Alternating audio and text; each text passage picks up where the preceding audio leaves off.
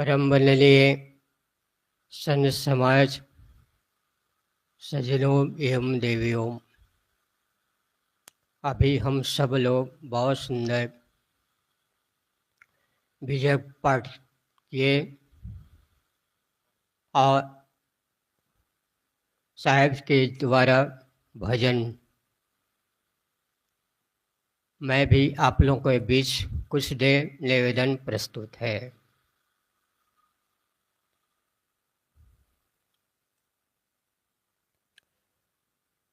चेहरा नजर आता है जब शीशा साफ होता है, भगवान नजर आता है जब दिल में पाक होता है। पाक दामन हो तो अरमाने विशाल अच्छा, अच्छी नियत हो तो अच्छों का ख्याल अच्छा। गिरता है जब ख्याल तो गिरता है आदमी, जिसने इन्हें संभाल लिया वो खुद संभल गया। संभल कर बैठना जालवत मोहब्बत देखने वालों, तमाशा खुद न बन जाना तमाशा देखने वालों।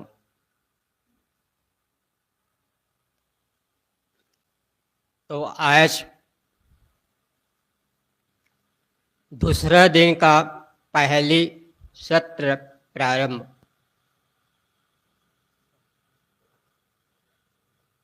साहेब कहते हैं कि हे मनुष्य, हे लोगों, मेरी बातों पर तो ध्यान नहीं देता है।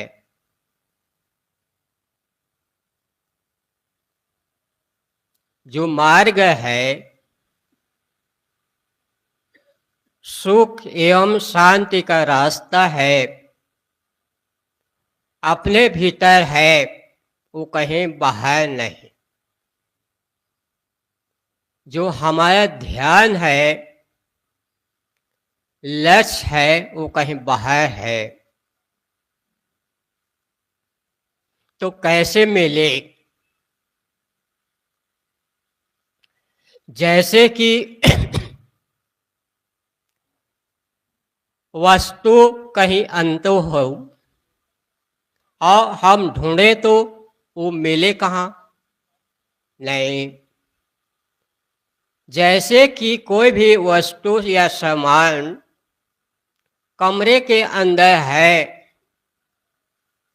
और हम बाहर चौराहे में, बाजार में, मूल्य में, रात का समय है, प्रकाश जलाए चौराहे में और ढूंढें तो क्या मिलेगा? नहीं। हम वस्तु घर कमरे में छोड़े हैं, वहां हम जलाएं प्रकाश और ढूंढें तो वह वस्तु मिल सकता है।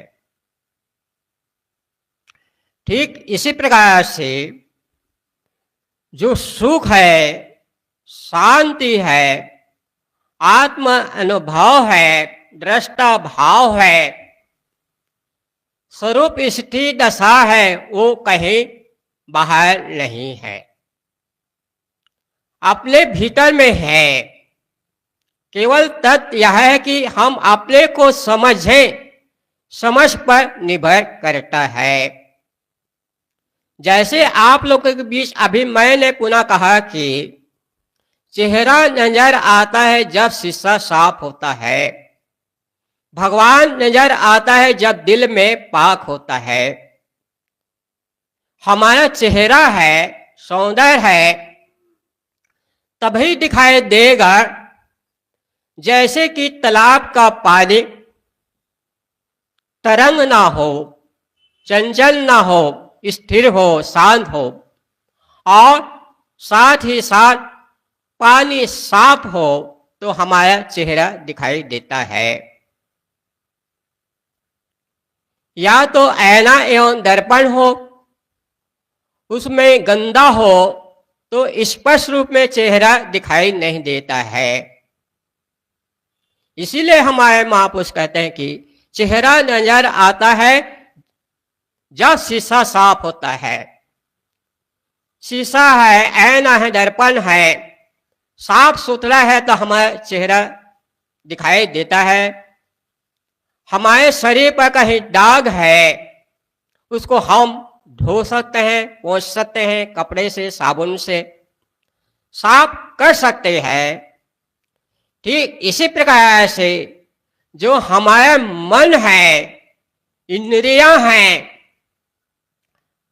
हम एकाग्र करें, सुबह करें तो जीवन में सुख और शांति मिल सकती है। अंतिम में कहते हैं कि भगवान नजर आता है जब दिल पाक होता है। दिल है, मन है, इंद्रियां हैं, सुबह हो तब भगवान को, दृष्टा को, स्वरूप स्थिर भाव को हम उसको समझें।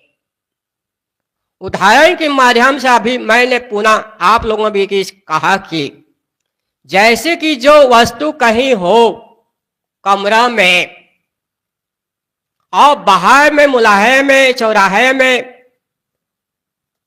रात की समय दीप जलाकर, लाइट जलाकर ढूंढे तो क्या मिल सकता है? नहीं। ठीक इसी प्रकार से अपने भीतर लौटे, बाहर नहीं। तो वो सुख है, शांति है, स्वरूप स्थिर दशा है। मन का एकाग्र होना, अपनी इंद्रियों को सुबह रखना, साधना पथ पर चलना, एकाग्र होना, अपनी दशा में ठहरना, इस शांति का लक्षण है, जिसे सदगुरु कबीर साहब अपने मौलिक रचना विजय में कहते हैं कि वस्तु अंते खोजे अंते क्यों कर आवे हाथ, सज्जन सोई सराय जो पारक रखे सार। साहेब कहते हैं कि वस्तु अंते, चाहे कोई भी वस्तु क्यों ना हो, बाहर है और हम ढूंढे बाहर तो क्या वो मिल सकता है? नहीं। हम वस्तु को खोजते हैं कि मिल जाए। जो सुख है, शांति है, स्वरूप स्थिर दशा है, मन का एकाग्र हो जाना, इंद्रियों का सुबह हो जाना, अपने में लौट आना, ये स्वरूप स्थिर दशा, एकाग्र होना, मन को सुबह रखना, अपने में लौटना, दृष्टा अभ्यास करना, इस शांति का लक्षण है, जिसे पुनः सदगुरु कबीर साहब कहते हैं कि पहले सदगुरु विशाल देव जी, पहले जानी स्वरूप को पाछे बंधन चीन, दोनों की परिचय भई तभे मोक्ष लखे लीन। पहले जानी स्वरूप को, अपने आत्म स्वरूप जीव स्थिर दशा को समझे, तब दूसरी बार स्वयं समझ में आ जाए कि हमारा मन बंधन किसमें है। आदमी संसार के चीजें को सुधार लेते हैं, जैसी घड़ी बिगड़ी हुई है, जान लेता है कि घड़ी सही समय नहीं बताता है, उसकी चाल को देखकर जाना जाता है कि घड़ी सही है या बिगड़ी हुई है, उसको पुनः सुधार लेते हैं। या रेडियो है, टेप रिकॉर्ड है, बजाने का साधन है, या मोबाइल है, बिगड़ी हुई है, सही समय नहीं चलता है, उसको रिपेयरिंग कर लेते हैं। लेकिन बड़ी दुख की बात है, आपका मन है अच्छा नहीं है, आपकी इंद्रिय है सुवस्था नहीं है, तो परशुराम के बड़े भाई बने, क्या मेरा मन निर्मल नहीं है? ऐसा कहेंगे। गिरता है तो ख्याल तो गिरता है, आदमी जिसने इन्हें संभाल लिया वो खुद संभाल गया। तो अपने मन को सोबस रखें, इंद्रियों को सोबस रखें, साधें, तो जीवन में सुख और शांति मिल सकती है। तो सदगुरु कबीर साहब कहते हैं कि वस्तु अंते खोजे अंते क्यों कर आवे हाथ। वो स्वरूप स्थिर दशा है, शांति दशा है, आत्म लक्षण है, वो कहीं बाहर नहीं, भीतर में लौटना होगा, अपनी दशा में ठहरना होगा, तब जीवन में सुख और शांति मिलते। आज आदमी जो सुख का साधन है, शांति लक्षण है, वो बाहर ढूंढते हैं, बाहर मिलता नहीं।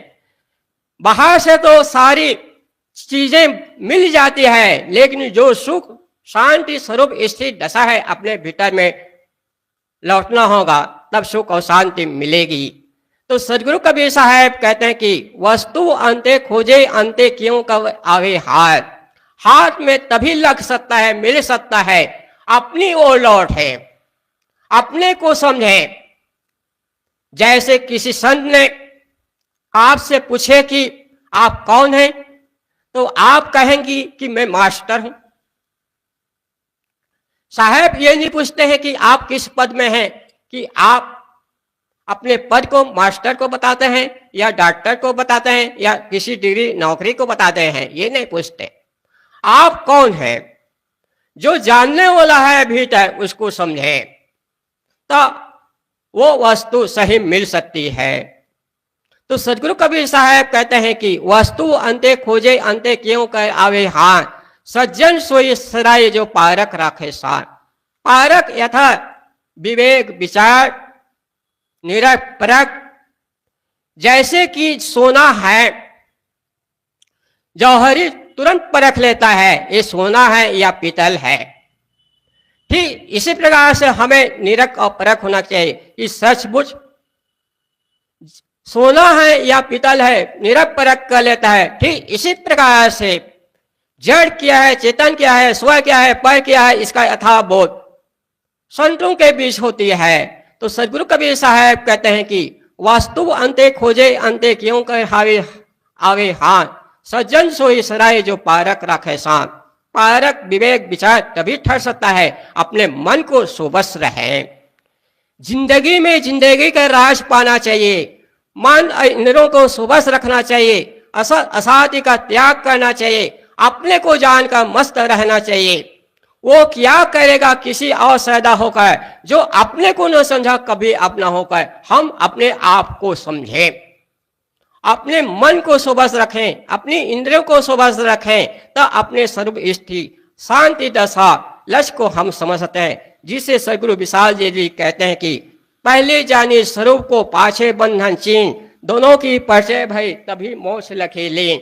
वह समझे अपने स्वरूप को, शांति दशा को, तो वो वस्तु आत्म इसी दशा अपने में मिल सकता है।